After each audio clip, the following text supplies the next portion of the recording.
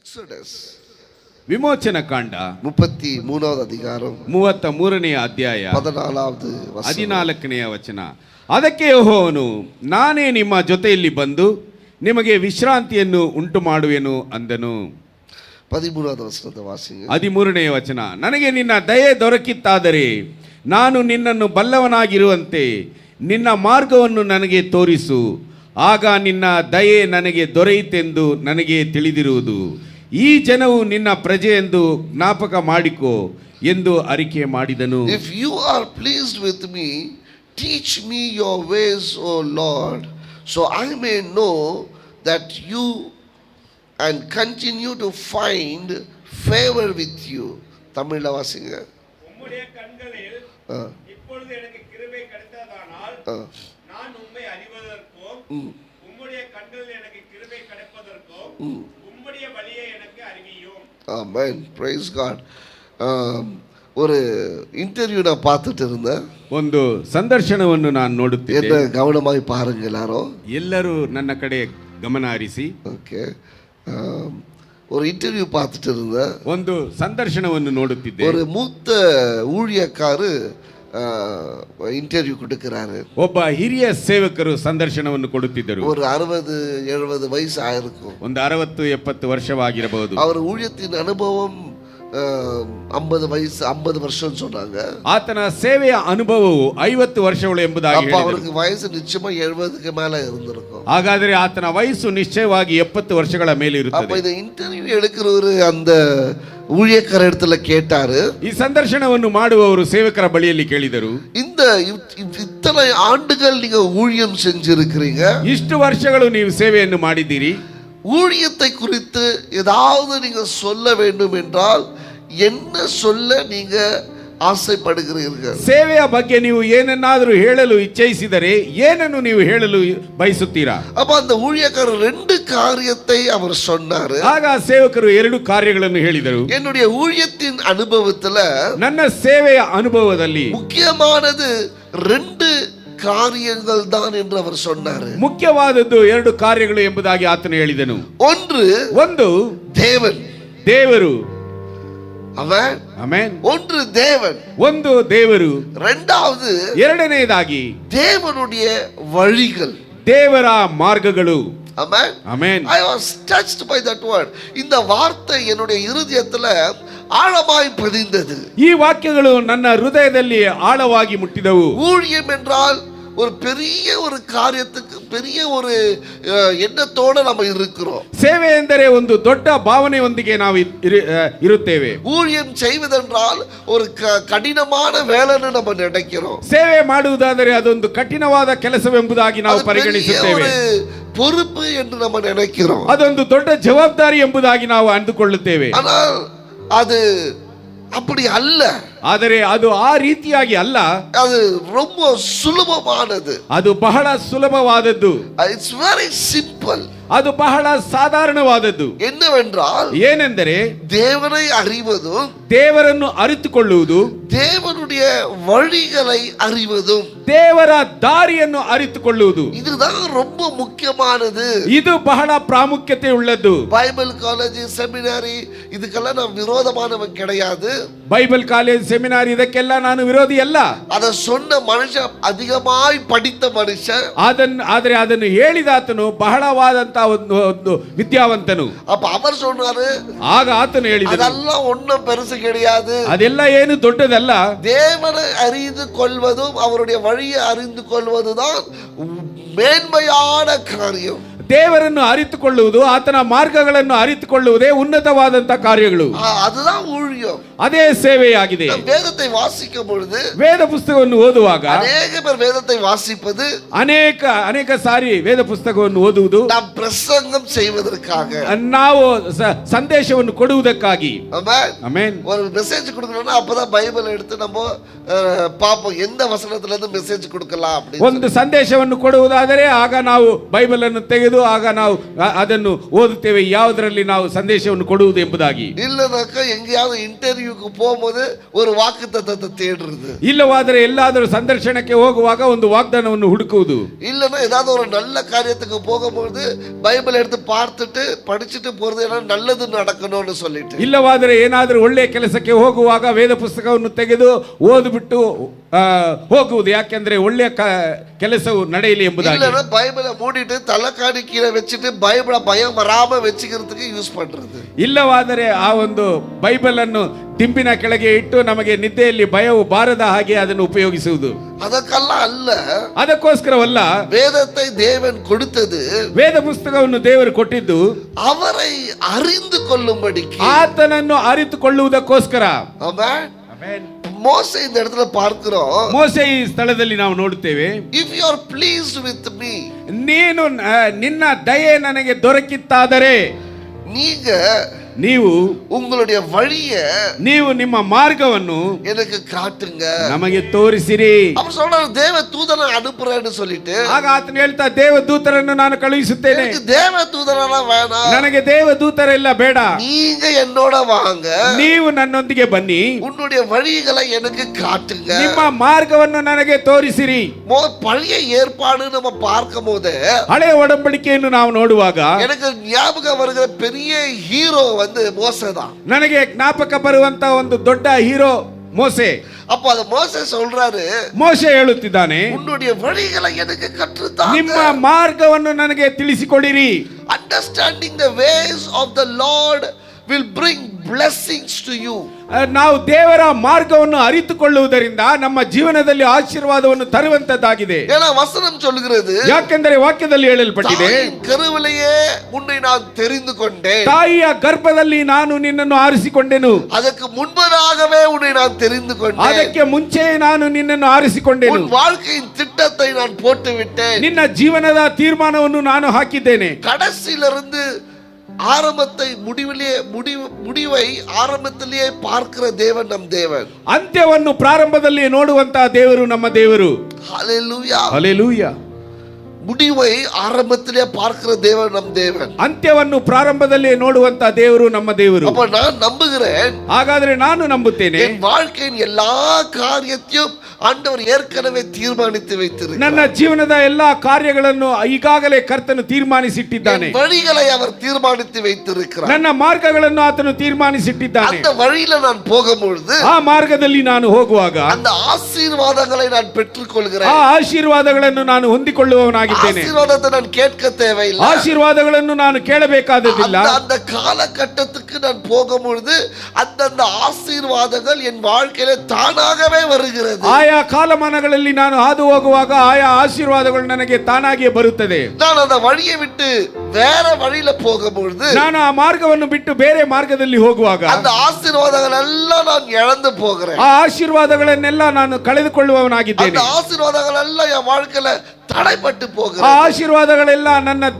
ಜೀವನದಲ್ಲಿ ಅಡ್ಡಿಯಾಗುತ್ತದೆ. அப்போ ஆசீர்வாதத்தை கேட்பதல்ல, ಹಾಗಾದರೆ ಆಶೀರ್ವಾದಗಳನ್ನು ಕೇಳುವುದಲ್ಲ, அவருடைய வழியை கேட்பதுதான் புத்திசாலிதான். ಆತನ ಮಾರ್ಗವನ್ನು ಕೇಳುವುದೇ ಬುದ್ಧಿವಂತಿಕೆತನವಾಗಿದೆ. அவருடைய வழியை நீ அறிந்து கொண்டால், ಆತನ ಮಾರ್ಗವನ್ನು ನೀನು ಅರಿತುಕೊಂಡರೆ வாழ்க்கையில வைத்திருக்கிற எல்லா ஆசீர்வாதங்களும் உன்னை வந்து சேரும். ನಿನ್ನ ಮಾರ್ಗದಲ್ಲಿ ಇಟ್ಟಿರುವಂತಹ ಎಲ್ಲ ಆಶೀರ್ವಾದಗಳು ನಿನಗೆ ಬಂದು ಸೇರುತ್ತದೆ. ஹல்லேலூயா, ಹಲ್ಲೆಲೂಯಾ. என் வாழ்க்கையில் நான் பெற்றுக்கொண்ட எல்லா ஆசீர்வாதங்களும் நான் கேட்டது அல்ல, ನನ್ನ ಜೀವನದಲ್ಲಿ ನಾನು ಹೊಂದಿಕೊಂಡಿರುವಂತಹ ಆಶೀರ್ವಾದಗಳು ನಾನು ಕೇಳಿ ಪಡೆದುಕೊಂಡಿದ್ದಲ್ಲ, நான் அவருடைய வழியில நடக்கும் பொழுது தானாகவே எல்லாம் வந்து சேர்ந்தது. ನಾನು ಆತನ ಮಾರ್ಗದಲ್ಲಿ ನಡೆಯುವಾಗ ತಾನಾಗಿ ಅದು ಬಂದು ಸೇರಿದ್ದಾಗಿದೆ. இந்த ஊழியம் கூட சரி, ಈ ಸೇವೆಯೂ ಸಹ நான் கேட்டது அல்ல, ನಾನು ಕೇಳಿದ್ದಲ್ಲ, அவர் வைத்தது.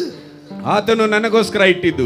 ஹல்லேலூயா, ಹಲ್ಲೆಲೂಯಾ. என் வாழ்க்கையின் பாதையில இந்த ஊழியத்தை அவர் வைத்திருந்தார். ನನ್ನ ಜೀವನದ ಮಾರ್ಗದಲ್ಲಿ ಈ ಸೇವೆಯ ಹಾದಿಯನ್ನು ಆತನು ಇಟ್ಟಿದ್ದನು. ஊழியத்தை நான் தெரிந்து கொள்ளவில்லை, ಸೇವೆಯನ್ನು ನಾನು ಆರಿಸಿಕೊಳ್ಳಲಿಲ್ಲ, அவர் ஏற்கனவே தெரிந்து கொண்டு அந்த பாதையில் அவர் வைத்திருந்தார். ಆತನು ಈಗಾಗಲೇ ಅದನ್ನು ಆರಿಸಿಕೊಂಡು ನನ್ನ ಮಾರ್ಗದಲ್ಲಿ ಅದನ್ನು ಇಟ್ಟಿದ್ದನು. பாதையில நான் நடக்கும் பொழுது அது அவைகள் எல்லாம் என் வாழ்க்கையில வந்து சேர்ந்தது. ನನ್ನ ಮಾರ್ಗದಲ್ಲಿ ನಾನು ನಡೆಯುವಾಗ ಆಶೀರ್ವಾದಗಳೆಲ್ಲವೂ ನನ್ನ ಮಾರ್ಗದಲ್ಲಿ ಬಂದು தேவ ಸೇರಿತು. ಜನங்கள் முதலாவது நாம் ஏங்க வேண்டியது, நாம் துடிக்க வேண்டியது அவருடைய வழிகள் என்ன என்று அறிந்து கொள்வதில்லை. ದೇವ ಜನರು ನಾವು ಅಪೇಕ್ಷಿಸಬೇಕಾಗಿದ್ದು, ತವಕ ಪಡಬೇಕಾಗಿರುವುದು ಆತನ ಮಾರ್ಗವು ಯಾವುದು ಏನು ಎಂಬುದಕ್ಕಾಗಿ. ஹல்லேலூயா. ಹಲ್ಲೆಲೂಯಾ. மோசே எந்த அளவுக்கு தேவனை தெரிந்து கொண்டிருந்தார்னா, இந்த சம்பவம் நடக்கும் போது எனக்கு மிகவும் ஆச்சரியம். ಮೋಸೆ ಎಷ್ಟರ ಮಟ್ಟಿಗೆ ದೇವರನ್ನು ಅರಿತುಕೊಂಡಿದ್ದಾನೆ ಎಂಬುದಾಗಿ ಹೇಳಿದರೆ ಈ ಸಂಭವ ನಡೆಯುವಾಗ ನನಗೆ ಬಹಳ ಆಶ್ಚರ್ಯ. Amen. Amen. He was able to control God. ಆತನು ದೇವರನ್ನು ತನ್ನ ಹತೋಟಿಯಲ್ಲಿ ಇಟ್ಟುಕೊಳ್ಳುವಂತಹ ಶಕ್ತನಾಗಿದ್ದನು. ಆಮೆನ್. ಆಮೆನ್. எந்த சம்பவம் தெரியுமா? ಯಾವ ಸಂಭವವು ಗೊತ್ತಾ? வாதை. ಆ ಒಂದು ವ್ಯಾಧಿಯು இஸ்ரவேல் ஜனங்க, ಇಸ್ರಾಯೇಲ್ ಜನರು தேவனுக்கு விரோதமாக நடந்து கொள்ளும் பொழுது, ದೇವರಿಗೆ ವಿರೋಧವಾಗಿ ನಡೆದುಕೊಳ್ಳುವಾಗ ஒரு வாதையை அவர் அனுப்புகிறார். ಆತನು ಒಂದು ಬಾಧೆಯನ್ನು ಕಳುಹಿಸುತ್ತಾನೆ. மோசே சொல்றாரு வேணாம். ಮೋಸೆ ಹೇಳುತ್ತಾನೆ ಅದು ಬೇಡ. ஆண்டவர் சொல்றாரு ஆமா. ದೇವರು ಹೇಳುತ್ತಿದ್ದಾನೆ ಇಲ್ಲ, ನಾನು ಕಳುಹಿಸುತ್ತೇನೆ, நான் அழிக்க போறேன், ನಾನು ಅಳಿಸುತ್ತೇನೆ. மோசே சொல்றாரு வேணாம். ಮೋಸೆ ಹೇಳುತ್ತಾನೆ ಇಲ್ಲ ಬೇಡ. ஆனா ஆண்டவர் சொல்றாரு ஆமா. ಇಲ್ಲವಾ, ದೇವರು ಹೇಳುತ್ತಿದ್ದಾನೆ ಇಲ್ಲ, ನಾನು ಕಳುಹಿಸುತ್ತೇನೆ. அப்ப மோசே வந்து ஆண்டவர்ட்ட கேட்கும்போது, ಆಗ ಮೋಸೆ ದೇವರ ಬಳಿಯಲ್ಲಿ ಕೇಳುವಾಗ வாதை ஆரம்பிச்சிடுது. ಆ ಒಂದು ಬಾಧೆಯು ಪ್ರಾರಂಭವಾಯಿತು. மோசேக்கு செய்தி போது, ಮೋಸೆಗೆ ಸಂದೇಶ ಹೋಯಿತು, வாதை வந்து ஜனங்களை சாகடித்து கொண்டிருக்கு, ಬಾಧೆ ಬಂದು ಜನರನ್ನು ಸಾಯಿಸುತ್ತಿದೆ ಎಂಬುದಾಗಿ. மோசே ஓடுறாரு. ಮೋಸೆ ಓಡುತ್ತಿದ್ದಾನೆ. அங்க ஒரு திட்டத்தை சொல்றாரு. ಅಲ್ಲಿ ಒಂದು ತೀರ್ಮಾನವನ್ನು ಹೇಳುತ್ತಿದ್ದಾನೆ. ஆரோனுக்கு ಫರೋನಿಗೆ எடுத்துக்கோ, தூப வர்க்கத்தை எடுத்துக்கோ, ಆ ಒಂದು ಧೂಪವನ್ನು ತೆಗೆದುಕೋ, தூபத்தை போட்டுக்கோ, ಧೂಪವನ್ನು ಹಾಕಿಕೋ, நீ எங்க வாதை வருதோ அது நடுவுல நீ ஓடு, ಎಲ್ಲಿ ಬಾಧೆ ಬಂದಿದೆ ಅದರ ಮಧ್ಯದಲ್ಲಿ ನೀನು ಓಡು, வாதை அது தாண்டாது, ಅದು ಬಾಧೆಯು ಅದನ್ನು ದಾಟುವುದಿಲ್ಲ. அதே போல ஆரோன் செய்கிறான். ಅದೇ ರೀತಿಯಾಗಿ ಆರೋಹಣ ಮಾಡಿದನು. வாதை தாண்டுவது கிடையாது. ಬಾಧೆಯು ಅದನ್ನು ದಾಟುವುದಿಲ್ಲ. எதை செய்தால் தேவனை நிறுத்த முடியும் என்று அறிந்து கொள்ளுகிற அளவுக்கு மோசே தேவனுடைய வழியை அறிந்திருந்தான். ಯಾವುದು ಮಾಡಿದರೆ ದೇವರ ಕ್ರಿಯೆಗಳನ್ನು ತಡೆಗಟ್ಟಬಹುದು ಎಂಬಂತ ಮಟ್ಟಿಗೆ ಮೋಸೆ ದೇವರನ್ನು ಅರಿತಿದ್ದನು. எப்படி மோசேக்கு இந்த அறிவு? ಮೋಸೆಗೆ ಯಾವ ರೀತಿಯಾಗಿ ಇಷ್ಟೊಂದು ಅರಿವು? Where did Moses get this knowledge from? ಮೋಸೆಯು ಎಲ್ಲಿಂದ ಈ ಜ್ಞಾನವನ್ನು ಹೊಂದಿಕೊಂಡನು? ஏன்னா மோசே, ಯಾಕೆಂದರೆ ಮೋಸೆಯು ஆண்டவரை நேசிச்சாருன்னா ಅಷ್ಟರ ಮಟ್ಟಿಗೆ ದೇವರನ್ನು ಪ್ರೀತಿಸಿದನು. அவருடைய இருதயத்தை அறிந்து கொண்டிருந்தார். ಆತನ ದೇವರ ಹೃದಯವನ್ನು ಮೋಸೆಯು ಅರಿತಿದ್ದನು. அவருடைய வழிகளை அவர் அறிந்து கொண்டிருந்தார். ದೇವರ ಮಾರ್ಗಗಳನ್ನು ಮೋಸೆಯು ಅರಿತಿದ್ದನು. ஆமென். ಆಮೆನ್. தேவ பிள்ளைகள், நீங்க ದೇವರ ಮಕ್ಕಳು, ನೀವು தேவனுடைய வழிகளை அறிந்து கொள்ளணும். ದೇವರ ಮಾರ್ಗಗಳನ್ನು ಅರಿತುಕೊಳ್ಳಬೇಕು. நேற்று ஞானஸ்தானத்துல நான் பிரசங்கித்தேன். ನೆನ್ನೆ ದೀಕ್ಷಾ ಸ್ನಾನ ಆರಾಧನೆಯಲ್ಲಿ ನಾನು ಸಂದೇಶವನ್ನು ಕೊಟ್ಟೆನು. எனக்கு யாரும் சொன்னதல்ல, ನನಗೆ ಯಾರು ಹೇಳಿದ್ದಲ್ಲ, ನಾನು வேற ஒருத்தர்கிட்ட கத்துக்கினது அல்ல, ನಾನು ಬೇರೆಯವರ ಬಳಿಯಿಂದ ನಾನು ಅದನ್ನು ಕಲಿತುಕೊಂಡವನು ಅಲ್ಲ. வேதத்துல போய் ನಾನು ವೇದ ಪುಸ್ತಕದಲ್ಲಿ ಹೋಗಿ சரியான ஞானஸ்தானம் என்ன என்று நான் அறிந்து கொண்டேன். ಸರಿಯಾದ ದೀಕ್ಷಾ ಸ್ನಾನವು ಏನೆಂಬುದನ್ನು ನಾನು ಅರಿತುಕೊಂಡೆನು. அதை நான் பிரசங்கம் செய்தேன். ಅದನ್ನು ನಾನು ಪ್ರಸಂಗವಾಗಿ ಕೊಟ್ಟೆನು. ஆமென்.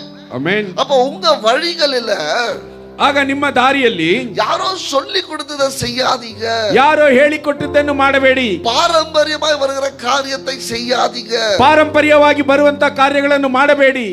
என் குடும்பம் இப்படிதான் செய்யும், ನನ್ನ ಕುಟುಂಬವು ಇದೇ ರೀತಿಯಾಗಿ ಮಾಡುತ್ತದೆ, குடும்பத்தின் வழக்கம், ಇದು ನನ್ನ ಕುಟುಂಬದ ಅಭ್ಯಾಸ, இப்படிதான் நாங்க செய்வோம், ಇದನ್ನೇ ಈ ರೀತಿಯಾಗಿ ನಾವು ಮಾಡುತ್ತೇವೆ. அந்த கட்டுல இருந்து தான் நம்ம உடைக்கப்பட்டு அறுக்கப்பட்டு நாம் வெளியே வந்திருக்கிறோம். ಆ ಗಂಟುಗಳಿಂದ ನಾವು ಒಡೆಯಲ್ಪಟ್ಟು ಕೀಳಲ್ಪಟ್ಟು ಹೊರಗೆ ಬಂದಿದ್ದೇವೆ. எதை செய்தாலும் ನಾವು ಏನೇ ಮಾಡಿದರೂ தேவனுடைய வழி என்ன என்று அறிந்து நாம் செய்ய வேண்டும். ದೇವರ ಮಾರ್ಗಗಳು ಏನೆಂಬುದನ್ನು ಅರಿತು ನಾವು ಮಾಡಬೇಕಾಗಿದೆ. ஒரு சின்ன காரியத்தை கூட உங்க வாழ்க்கையில நீங்க செய்யணும்னாக்கா இது ஆண்டவருடைய வழியா இல்லையா என்று நீங்கள் அறிந்து கொள்ளணும். ಒಂದು ಚಿಕ್ಕ ಕಾರ್ಯವನ್ನು ನಿಮ್ಮ ಜೀವನದಲ್ಲಿ ಮಾಡಬೇಕಾದರೂ ಸಹ ಇದು ದೇವರ ಮಾರ್ಗವಾ ಇಲ್ಲ ಎಂಬುದನ್ನು ನೀವು ಅರಿತುಕೊಳ್ಳಬೇಕು. திருமண காரியத்துல, ವಿವಾಹದ ಕಾರ್ಯಗಳಲ್ಲಿ, பொண்ணு பார்க்கிற காரியத்துல, ಹುಡುಗಿಯನ್ನು ನೋಡುವಂತ ಕಾರ್ಯಗಳಲ್ಲಿ, பார்க்கிற காரியத்துல, ಹುಡುಗನನ್ನು ನೋಡುವಂತ ಕಾರ್ಯಗಳಲ್ಲಿ இது தேவனுடைய வழியா தேவனுடைய சித்தமா என்று பார்க்கணும். ಇದು ದೇವರ ಮಾರ್ಗವಾ ದೇವರ ಚಿತ್ತವಾ ಎಂಬುದನ್ನು ನೋಡಿಕೊಳ್ಳಬೇಕು. தேவனுக்கு விரோதமான வழியில போயிட்டு ದೇವರಿಗೆ ವಿರೋಧವಾದಂತ ದಾರಿಯಲ್ಲಿ ಹೋಗಿ பிறகு அந்த சமாதானத்தை நாம இழந்துடக் கூடாது. ನಂತರ ಸಮಾಧಾನವನ್ನು ನಾವು ಕಳೆದುಕೊಳ್ಳಬಾರದು. வேலை செய்கிற இடத்துல, ಕೆಲಸ ಮಾಡುವ ಸ್ಥಳಗಳಲ್ಲಿ தேவனுடைய சித்தமா என்று பார்க்கணும். ಇದು ದೇವರ ಚಿತ್ತವಾ ಎಂಬುದನ್ನು ನಾವು ನೋಡಬೇಕು. ஆமென். ಆಮೆನ್. செய்கிற ஒவ்வொரு காரியத்திலையும் ಮಾಡುವಂತ ಪ್ರತಿಯೊಂದು ಕೆಲಸದಲ್ಲಿಯೂ நாம இது தேவனுடைய சித்தமா, ಇದು ದೇವರ ಚಿತ್ತವಾ, போடுற ஆடையில கூட ನಾವು ಹಾಕಿಕೊಳ್ಳುವಂತ ಉಡುಪಿನಲ್ಲಿಯೂ ಸಹ இது தேவனுடைய சித்தமா. ಇದು ದೇವರ ಚಿತ್ತವಾ. ஆமென். ಆಮೆನ್. இது தேவனுக்கு பிடிக்குமா? ಇದು ದೇವರಿಗೆ ಹಿಡಿಸುತ್ತದಾ? இது தேவனுடைய பிரியமா? ಇದು ದೇವರಿಗೆ ಇಷ್ಟವಾದದ್ದ? ஒரு தீர்க்கதரிசி எனக்கு தெரியும். ಒಬ್ಬ ಪ್ರವಾದಿಯು ನನಗೆ ಗೊತ್ತು. ಅವರು ஜெபிச்சிட்டு ಆತನು ಪ್ರಾರ್ಥಿಸಿ அவர் கேட்பாராம், ಆತನು ಕೇಳುತ್ತಾನೆ, ஆண்டவரே இந்த Dress நான் போடட்டுமா? ದೇವರೇ ಈ ಒಂದು ಉಡುಪನ್ನು ನಾನು ಹಾಕಿಕೊಳ್ಳಲೇ? தவறு இல்ல, ತಪ್ಪಿಲ್ಲ. அந்த அளவுக்கு அவர் தேவனோட நிறைந்திருந்தார். ಅಷ್ಟರ ಮಟ್ಟಿಗೆ ದೇವರೊಂದಿಗೆ ಆತನು ಜೋಡಣೆ ಆಗಿದ್ದನು. Just to wear dress, God, do you like this? ನಾವು ಆ ಒಂದು ಉಡುಪನ್ನು ಹಾಕಿಕೊಳ್ಳುವಾಗ ಆತನು ದೇವರೇ ಇದನ್ನು ಹಾಕಿಕೊಳ್ಳಲಾ ಎಂಬುದಾಗಿ ಕೇಳುತ್ತಿದ್ದನು. ஆண்டவரே நான் அங்க போறேன், அது உங்களுக்கு பிடிக்குமா? ದೇವರೇ ನಾನು ಅಲ್ಲಿ ಹೋಗುತ್ತೇನೆ, ಅದು ನಿಮಗೆ ಇಷ್ಟವಾ? ஆண்டவரே நான் இது செய்றேன், அது உங்களுக்கு பிடிக்குமா? ದೇವರೇ ನಾನು ಇದನ್ನು ಮಾಡುತ್ತಿದ್ದೇನೆ, ಇದು ನಿಮಗೆ ಇಷ್ಟವಾ? ஆண்டவரே நான் இங்க போறேன், அது உங்களுக்கு பிடிக்குமா? ದೇವರೇ ನಾನು ಇಲ್ಲಿ ಹೋಗುತ್ತಿದ್ದೇನೆ, ಅದು ನಿಮಗೆ ಇಷ್ಟವಾ? கேளுங்க, ಕೇಳಿರಿ. தேவனுடைய வழியை அறிந்து கொள்வதை காட்டிலும் மேன்மையானது வேற எதுவுமே கிடையாது. ದೇವರ ದಾರಿಯನ್ನು ಅರಿತುಕೊಳ್ಳುವುದಕ್ಕಿಂತ ಉನ್ನತವಾದದ್ದು ಬೇರೆ ಯಾವುದೂ ಇಲ್ಲ. உன்னுடைய எதிர்பார்ப்புகள், யோசனைகள், வழிகள் வேறையா இருக்கலாம். ನಿನ್ನ ಒಂದು ಬಯಕೆಗಳು, ದಾರಿಗಳು, ಯೋಚನೆಗಳು ಬೇರೆಯಾಗಿರಬಹುದು. தேவனுடைய வழியும் யோசனையும் காரியங்களும் வேறையா இருக்கலாம். ದೇವರ ಮಾರ್ಗಗಳು, ಯೋಚನೆಗಳು, ಆತನ ಒಂದು ಉದ್ದೇಶಗಳು ಬೇರೆಯಾಗಿರಬಹುದು. ஆனால் தேவனுடைய பாதையை நீ தெரிந்து கொண்டால், ಆದರೆ ದೇವರ ಮಾರ್ಗವನ್ನು ನೀನು ಆರಿಸಿಕೊಂಡರೆ அது உனக்கு ஆசீர்வாதமாக இருக்கும். ಅದು ನಿನಗೆ ಆಶೀರ್ವಾದವಾಗಿರುತ್ತದೆ. Yes. ಹೌದು. Amen. ಆಮೆನ್. ஒரு நல்ல வேலை செஞ்சுட்டு இருந்தேன். ಒಂದು ಒಳ್ಳೆ ಕೆಲಸ ಮಾಡುತ್ತಿದ್ದೆ. உங்களுக்கு எல்லாம் தெரிஞ்சதுதான். ನಿಮ್ಮೆಲ್ಲರಿಗೂ ತಿಳಿದಿದ್ದು. சடனா ஒரு ಕಾಲ್ வந்துச்சு. ಇದ್ದಕ್ಕಿದ್ದಾಗೆ ಒಂದು ಕರೆ ಬಂತು. நல்ல வேலை, ಒಳ್ಳೆ ಕೆಲಸ, நல்ல ಆಫರ್, ಒಳ್ಳೆ ಒಂದು ಆಫರ್. உடனே அதிகமான you will not believe 50% increment. ನನಗೆ ನೀವು 50% ಹೆಚ್ಚಳ. ஆனா என்ன? ಆದ್ರೆ ಏನು? ಶಿಫ್ಟ್ல போணும். ಶಿಫ್ಟ್ ಅಲ್ಲಿ ಕೆಲಸ ಮಾಡಬೇಕು. சாட்டர்டே சண்டே ಕೂಡ வேலை செய்யணும். ಶನಿವಾರ ಭಾನುವಾರವೂ ಸಹ ಕೆಲಸ ಮಾಡಬೇಕು. நான் என்ன பண்ணிட்டேன்? ಆದ್ದರಿಂದ ನಾನೇನು ಮಾಡಿದೆ? பணம் ಜಾಸ್ತಿ வருதுன்னா ಆಸೆ தானே எல்லாருக்கும். ಹಣವು ಹೆಚ್ಚಾಗಿ ಬರುತ್ತದೆ ಎಂದರೆ ಎಲ್ಲರಿಗೂ ಆಸೆ. நான் என்ன பண்ணிட்டேன், சரி உள்ள போயிட்டு நம்ம எப்படின்னா மேனேஜ் பண்ணிக்கலாம், சனிக்கிழமை ஞாயிற்றுக்கிழமை எப்படியாவது அட்ஜஸ்ட் பண்ணிக்கலாம் நம்ம அப்படின்னு சொல்லிட்டு நான் அந்த வேலைக்கு போயிட்டேன். ನಾವು ಸರಿ ಹೇಗಾದರೂ ಮಾಡಿ ನಾವು ಶನಿವಾರ ಭಾನುವಾರ ನಾವು ಹೇಗಾದರೂ ಅಡ್ಜಸ್ಟ್ ಮಾಡಿಕೊಳ್ಳೋಣ ಎಂಬುದಾಗಿ ಹೇಳಿ ಅಂದುಕೊಂಡು ನಾನು ಕೆಲಸಕ್ಕೆ ಸೇರಿದೆನು. சம்பளம் அதிகமா வந்துச்சு, ಸಂಬಳವು ಅಧಿಕವಾಗಿ ಬಂತು. ஆனா புழிஞ்சு எடுத்துட்டாங்க. ಆದರೆ ನನ್ನನ್ನು ಹಿಂಡು ಬಿಟ್ಟರು. 7 மாசம் அங்க என்னால வேலை செய்ய முடியல. 7 ತಿಂಗಳುಗಳು ನಾನು ಅಲ್ಲಿ ಕೆಲಸ ಮಾಡಲು ಸಾಧ್ಯ. 7வது மாசம் பேக கொடுத்துட்டு I don't need this job ன்னு கொடுத்துட்டு வந்துட்டேன். 7ನೇ ತಿಂಗಳು ನನ್ನ ಒಂದು ಬ್ಯಾಡ್ಜ್ ಅನ್ನು ಕೊಟ್ಟು ನಾನು ನನಗೆ ಕೆಲಸ ಬೇಡ ಎಂಬುದಾಗಿ ಬಂದು ಬಿಟ್ಟೆನು. ஆமென். ಆಮೆನ್. ஆனா அவர் நல்லவராக இருந்தார். ಆದರೆ ಆತನು ಒಳ್ಳೆಯವನಾಗಿದ್ದನು. அவர் மேனேஜருடைய மனசுல பேசினாரு. ಆತನು ಮ್ಯಾನೇಜರ ಒಂದು ಮನಸ್ಸಿನಲ್ಲಿ ಮಾತನಾಡಿದನು. நீ உடனே போற சம்பளத்துக்கு என்ன பண்ணுவ? ನೀನು ತಕ್ಷಣ ಕೆಲಸವನ್ನು ಬಿಟ್ಟರೆ ವರಮಾನಕ್ಕೆ ಏನು ಮಾಡುತ್ತೀಯ? 2 மாசம் நோட்டீஸ் பீரியட்ல போ. 2 ತಿಂಗಳುಗಳು ನೋಟಿಸ್ ಪೀರಿಯಡ್ ಅಲ್ಲಿ நான் உன்னை வேலையே கேட்க மாட்டேன். ನಾನು ನಿನ್ನನ್ನು ಕೆಲಸವೇ ಕೇಳುವುದಿಲ್ಲ. 2 மாசத்துல வேற வேலை தேடிக்கோ. 2 ತಿಂಗಳಿನಲ್ಲಿ ನೀನು ಬೇರೆ ಕೆಲಸವನ್ನು ಹುಡುಕಿಕೋ அப்படின்னு சொல்லி கொடுத்தாரு. ಆ ರೀತಿಯಾಗಿ ಹೇಳಿಕೊಟ್ಟನು. தப்பு பண்ணாலும் ನಾನು ತಪ್ಪು ಮಾಡಿದರೂ ஆண்டவர் கிருபையா இருந்தார். ನನ್ನ ದೇವರು ಕೃಪೆಯುಳ್ಳವನಾಗಿದ್ದನು. அந்த 2 மாதங்களா எனக்கு டைம் கொடுத்தாரு. ಆ 2 ತಿಂಗಳುಗಳು ನನಗೆ ಸಮಯವನ್ನು ಕೊಟ್ಟು பிறகு இந்த வேலை கிடைச்சிச்சு. ನಂತರ ಈ ಕೆಲಸವು ಸಿಕ್ಕಿತು. இந்த வேலை எப்படின்னா, ಈ ಕೆಲಸವು ಹೇಗೆಂದರೆ சனிக்கிழமை ஞாயிற்றுக்கிழமை போகவே தேவையில்லை. ಶನಿವಾರ ಭಾನುವಾರ ಹೋಗಬೇಕಾದ ಅವಶ್ಯಕತೆ ಇಲ್ಲ. வாரத்துக்கு 2 நாள் ஆபீஸ்க்கு போனா போதும். ವಾರಕ್ಕೆ 2 ದಿನ ಆಫೀಸ್ಗೆ ಹೋದರೆ ಸಾಕು. பாருங்க, ஆண்டவருடைய வழி இப்படியா இருக்கும். ನೋಡಿ, ಕರ್ತನ ದಾರಿ ಈ ರೀತಿಯಾಗಿ ಇರುತ್ತದೆ. நான் ஆசைப்பட்ட வழி, ನಾನು ಆಸೆ ಪಟ್ಟಂತ ದಾರಿಯು சமாதானமும் இல்ல, ಅಲ್ಲಿ ಸಮಾಧಾನವಿಲ್ಲ, சந்தோஷமும் இல்ல, ಅಲ್ಲಿ ಸಂತೋಷವೂ ಇಲ್ಲ, ஊழியமும் செய்ய நேரம் இல்ல, ಅಲ್ಲಿ ಸೇವೆಯು ಮಾಡಲು ಸಮಯವಿಲ್ಲ. அது நான் தெரிந்து கொண்டேன். ಅದನ್ನು ನಾನು ಹಾರಿಸಿಕೊಂಡೆ. ஆனா பணம் ஜாஸ்தி வந்துச்சு, ಆದರೆ ಹಣವು ಹೆಚ್ಚಾಗಿ ಬಂತು. ஆனா அது தேவ சித்தம் இல்ல. ಆದರೆ ಅದು ದೇವರ ಚಿತ್ತವಿಲ್ಲ. ஆமென். ಆಮೆನ್. ஒவ்வொரு காரியத்திலும் தேவனுடைய வழியை அறிந்து நம்ம செய்யும் பொழுது தேவன் அதுலதான் ஆசீர்வாதத்தை வைத்திருக்கிறார். ಪ್ರತಿಯೊಂದು ಕಾರ್ಯವನ್ನು ನಾವು ದೇವರ ದಾರಿಯನ್ನು ಅರಿತು ಮಾಡುವಾಗ ಕರ್ತನು ಅದರಲ್ಲಿ ಆಶೀರ್ವಾದವನ್ನು ಇಟ್ಟಿದ್ದಾನೆ. நம்ம பணத்தை பார்த்துட்டு போனோம்னா, ನಾವು ಹಣವನ್ನು ನೋಡಿ ಹೋದರೆ சில வேளையில தேவனுடைய சமாதானத்தையும் நிம்மதியும் இழந்து போயிடுவோம். ಕೆಲವು ಸಮಯಗಳಲ್ಲಿ ದೇವರ ಸಮಾಧಾನವನ್ನು ನೆಮ್ಮದಿಯನ್ನು ಕಳೆದುಕೊಳ್ಳುತ್ತೇವೆ. ஆனா தேவனுடைய வழியில போகும்போது, ಆದರೆ ದೇವರ ದಾರಿಯಲ್ಲಿ ಹೋಗುವಾಗ அவர் ஐஸ்வர்யத்தையும் கூட்டி கொடுப்பார். ಆತನು ಐಶ್ವರ್ಯವನ್ನು ಕೂಡಿಸಿಕೊಡುವವನಾಗಿದ್ದಾನೆ. ஹல்லேலூயா. ಹಲ್ಲೆಲೂಯಾ. சோ தேவனுடைய வழியை அறிந்து கொள்ளுங்க. ದೇವರ ದಾರಿಯನ್ನು ಅರಿತುಕೊಳ್ಳಿರಿ. மனுஷனுடைய ஆலோசனை அல்ல, ಮನುಷ್ಯನ ಆಲೋಚನೆಗಳಲ್ಲ, மனுஷனுடைய எண்ணம் அல்ல, ಮನುಷ್ಯನ ಬಯಕೆಗಳಲ್ಲ, தேவனுடைய வழி, ದೇವರ ದಾರಿಯು. ஹல்லேலூயா. ಹಲ್ಲೆಲೂಯಾ. ಮೊದಲನೆಯದಾಗಿ தேவனை பிரியப்படுத்துவது, ದೇವರನ್ನು ಪ್ರಿಯಪಡಿಸ ನಾವು ಸಂತೋಷಪಡಿಸುವುದು.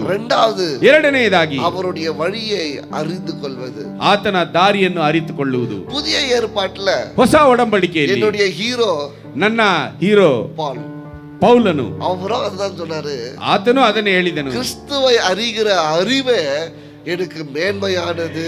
ಕ್ರಿಸ್ತ ಯೇಸುವನ್ನು ಅರಿತುಕೊಳ್ಳುವಂತಹ ಜ್ಞಾನವೇ ನನಗೆ ಉನ್ನತವಾದದ್ದು. Understanding God's mind, God's heart is my priority.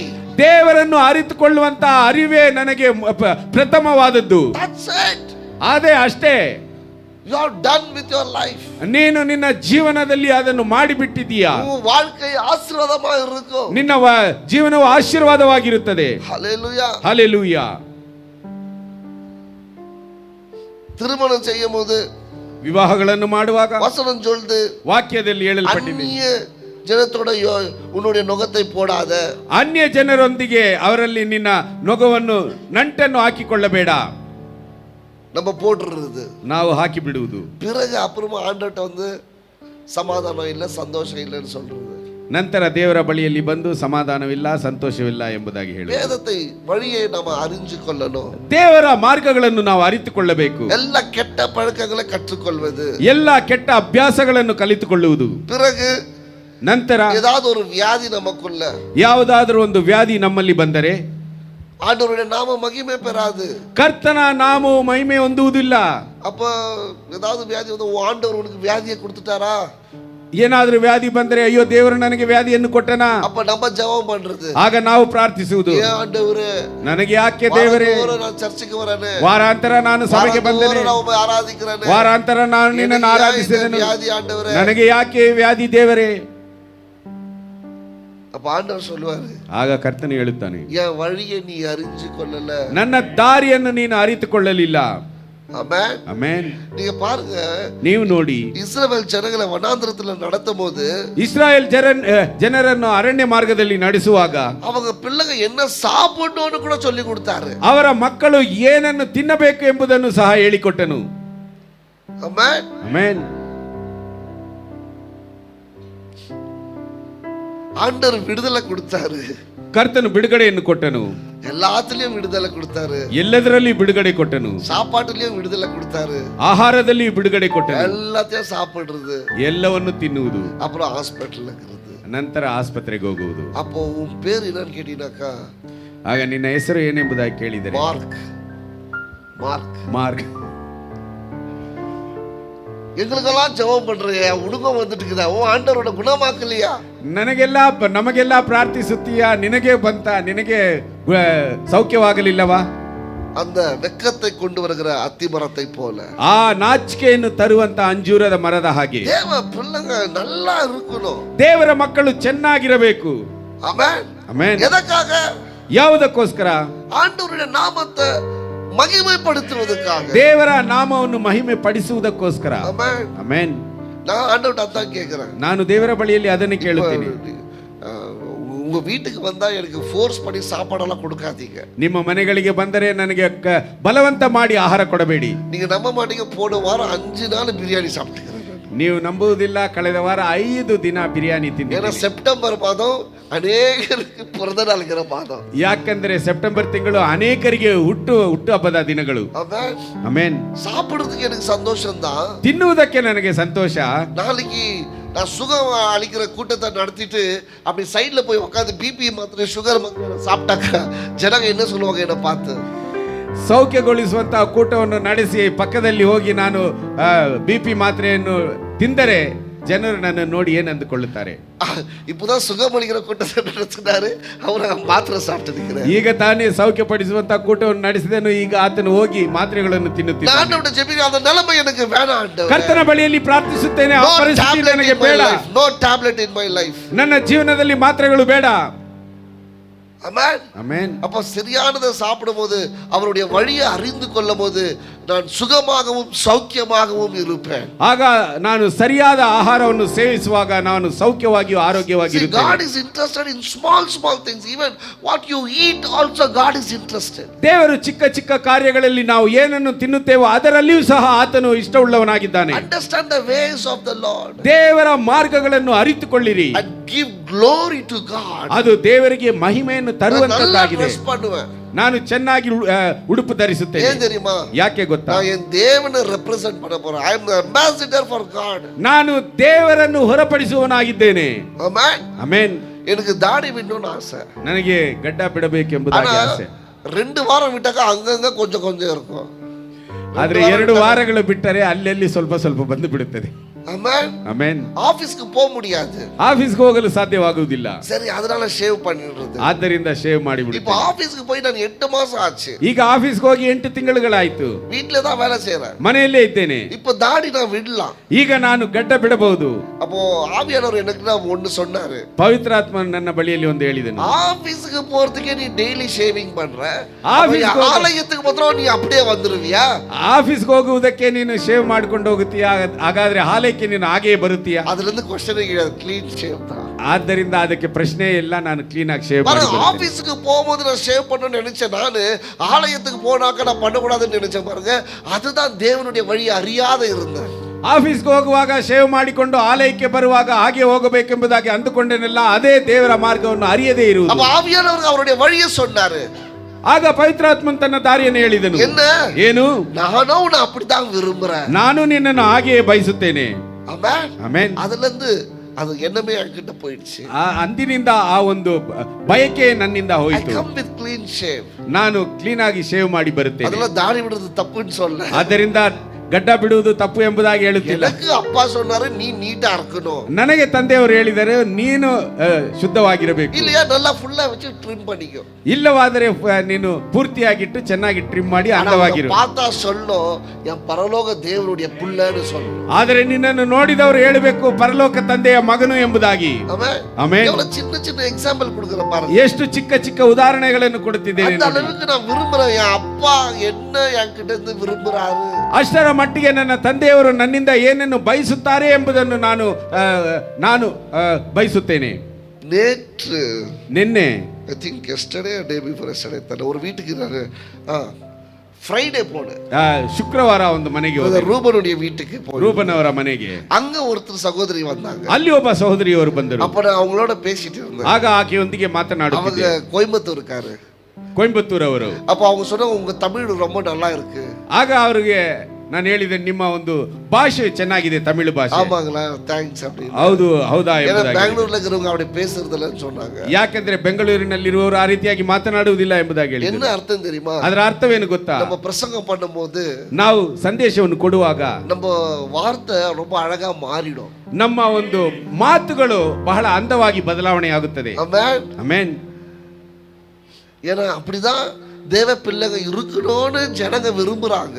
ಯಾಕೆಂದ್ರೆ ಆ ರೀತಿಯಾಗಿ ಇರಬೇಕು ದೇವ ಮಕ್ಕಳು ಇರಬೇಕು ಎಂಬುದಾಗಿ ಜನರು ಬಯಸುತ್ತಾರೆ. That is God's way. ಅದು ದೇವರ ಮಾರ್ಗವಾಗಿದೆ.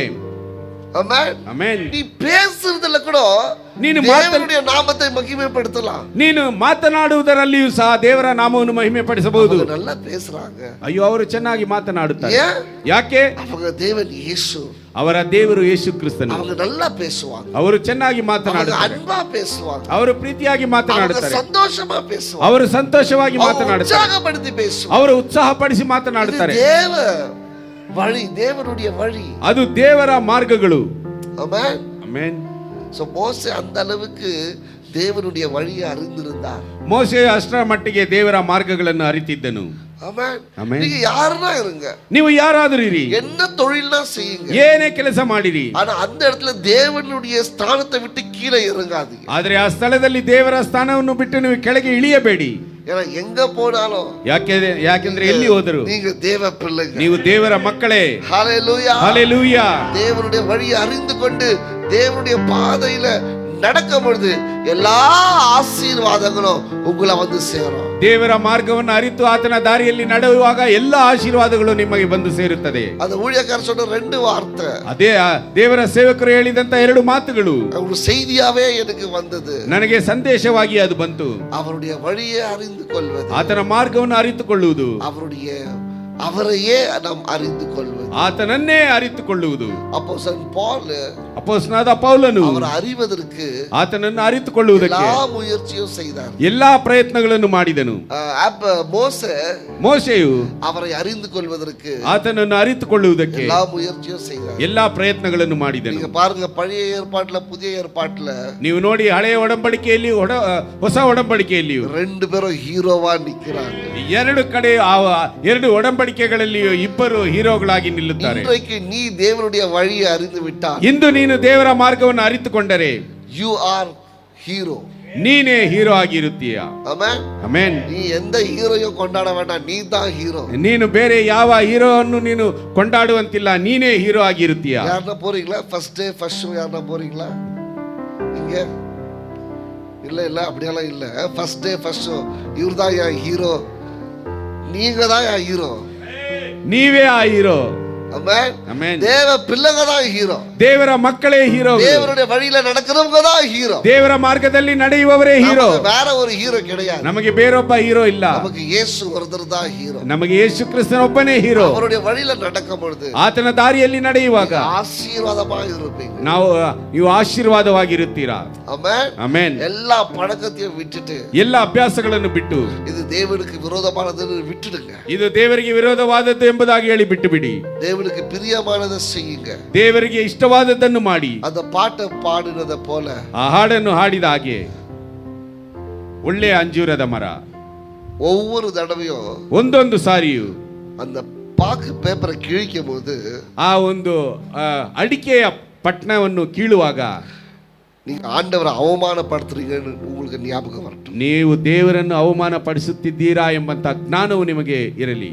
ஆமென். ಆಮೆನ್. ஒரு தடவையும் ಪ್ರತಿ ಸಾರಿಯು தப்பான வார்த்தையை பேசும்போது, ತಪ್ಪಾದ ಮಾತುಗಳನ್ನು ಆಡುವಾಗ, ஆண்டவரை அவமானப்படுத்துறீங்கன்னு உங்களுக்கு ஞாபகம் வரட்டும். ನಮ್ಮ ದೇವರನ್ನು ನಾವು ಅವಮಾನ ಪಡಿಸುತ್ತೇವೆ ಎಂಬುದರ ಅರಿವಿರಲಿ. ஒவ்வொரு தடவையும் ಪ್ರತಿ ಸಾರಿಯು கெட்ட வார்த்தை பேசும்போது, ಕೆಟ್ಟ ಮಾತುಗಳನ್ನು ಮಾತನಾಡುವಾಗ, தேவனை அவமானப்படுத்துறீங்கன்றது உங்களுக்கு ஞாபகம் இருக்கு. ನನ್ನ ದೇವರನ್ನು ಅವಮಾನ ಪಡಿಸುತ್ತೇನೆ ಎಂಬಂತ ಅರಿವು ಇರಬೇಕು. ஒவ்வொரு தடவையும் ಪ್ರತಿ ಸಾರಿಯು தப்பான வேலை செய்யும் போது, ತಪ್ಪಾದ ಕೆಲಸವನ್ನು ಮಾಡುವಾಗ, தேவனை அவமானப்படுத்துறீங்கன்னு உங்க ஞாபகம் வரும். ನನ್ನ ದೇವರನ್ನು ಅವಮಾನ ಪಡಿಸುತ್ತೇನೆ ಎಂಬುದರ ಅರಿವಿರಬೇಕು. ஆமென். ಆಮೆನ್. நம்ம வெக்கத்தை கொண்டு வருகிற தோட்டக்காரனுக்கு வெக்கத்தை கொண்டு வருகிற மரமாக அல்ல, நாம் தோட்டக்காரனுக்கு ಮಹಿಮೆயை கொண்டு வருகிறவனாக இருக்கணும். ತೋಟಗಾರನಿಗೆ ಅವಮಾನವನ್ನು ತರುವಂತ ಮರವಾಗಿ ಅಲ್ಲ, ತೋಟಗಾರನಿಗೆ ಮಹಿಮೆಯನ್ನು ತರುವಂತ ಮರವಾಗಿ ನಾವಿರಬೇಕು. ನಮ್ಮೆಲ್ಲ அப்படியே எழுದು. ನಾವೆಲ್ಲರೂ ಹಾಗೆ ಎದ್ದು ನಿಂತು